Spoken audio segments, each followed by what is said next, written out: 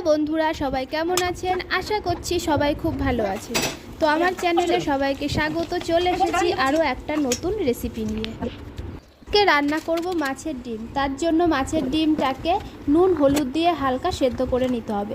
তার ভেতরে দেব সেদ্ধ করা আলু, আদা কুচি, নুন, হলুদ আর আগে থেকে করে রাখা মশলা। তারপরে সেটাকে ভালো করে মিক্সড করে নিতে হবে। এবার সবগুলো উপকরণ দিয়ে ভালো করে মাখিয়ে নিতে হবে।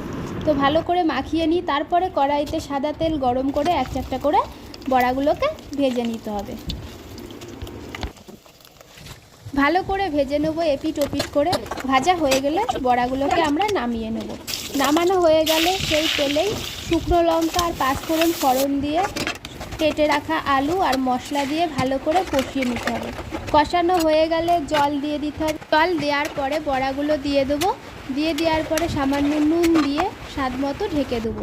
তারপরে ফুটে গেলে তৈরি হয়ে যাবে আজকে মাছের ডিমের কোপ্তা। নামানোর আগে একটু গরম মশলা দিয়ে দিতে হবে। তো ভিডিওটা কেমন লাগলো অবশ্যই জানাবে। ভালো লাগলে লাইক কমেন্ট শেয়ার করে দেবেন। Tata, bye bye. দেখা হচ্ছে নেক্সট কোনো ভিডিওতে।